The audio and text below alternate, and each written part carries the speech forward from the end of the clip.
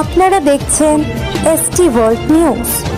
আমরা চলি সময়ের সাথে। ডায়মন্ড হারবার লোকসভা কেন্দ্রের বিষ্ণুপুরে রোড শো করলেন নওশাদ সিদ্দিকী।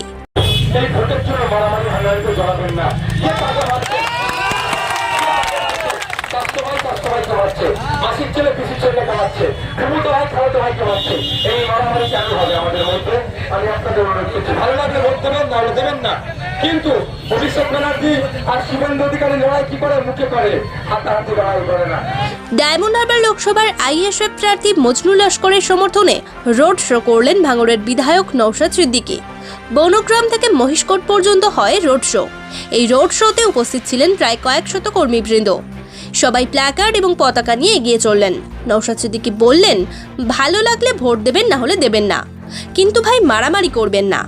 সবাইকে শান্তভাবে ভোট দেওয়ার অধিকার আছে, কারণ ভোট নাগরিক অধিকার আছে। যে প্রার্থী তার মনোনীত হবে সেই প্রার্থীকেই জনগণ ভোট দেবেন। বিধানসভার মধ্যে চা খাওয়াচ্ছে, এর মধ্যে লড়াই নয়। আর লড়াইটা আমাদের এই মহিষ করে ভাই লাগিয়ে দেবে, এটা বন্ধ করতে হবে। সুজন চক্রবর্তী সিপিএম এর নেতা, এই প্রতিকূল তাদের নেতা সুজন চক্রবর্তী, তিনি আর পার্থ চ্যাটার্জি যিনি এখন জেলে আছে চাকরি চুরির জন্য, দুজন মিলে এসি রুমে বসে গল্প করছে। তাদের মধ্যে অশান্তি নাই। অশান্তি মহিষ করে চটাতে কেন, এটাই আমি জানতে চাই সাধারণ মানুষের কাছে। মারামারি হানাহানিতে জড়াবেন না। আমি অনুরোধ করছি, আপনারা মারামারিতে জড়াবেন না। যার ভালো লাগবে সে দল করুন, দিনের শেষে প্রতিবেশী, এটা মাথায় রাখুন। আপনাদের লড়াই হোক, কে আইএসএফ করে, কে তৃণমূল করে, সিপিএম করে, দেখার দরকার নেই। সবার লড়াই হোক এই অল্প দৃষ্টিতে, এই চটায় এই এলাকার কারেন্ট না চলে যায়, যেন কারেন্টটা ঠিকঠাক থাকে, 24 ঘন্টা ধরে কারেন্ট পরিষেবা পায়। তার জন্য সিপিএম লড়াই করুন, আইএসএফ করুন, তৃণমূল লড়াই করুন, কাঁধে কাঁধ মিলিয়ে আপনার এলাকার উন্নয়নের লড়াই সকলে মিলে করুন। এটা আপনাদের দিতে চাইব। আপনাদের শিক্ষা, স্বাস্থ্য, কর্মসংস্থানের লড়াই যদি আপনারা করতে চান, আমাদের হাতকে শক্ত করুন। গান কেন্দ্রতে বলবে, পার্লামেন্টে পাঠান, আপনাদের রুজিরুটির কথা বলবে।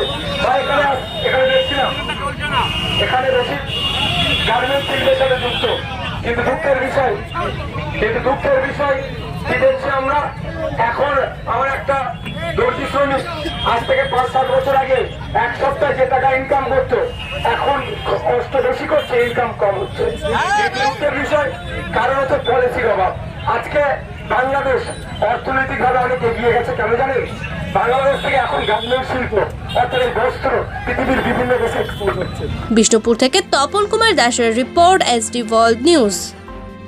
নতুন খবরের আপডেট পেতে আমাদের চ্যানেলটি সাবস্ক্রাইব করুন এবং বেল আইকনটি প্রেস করুন।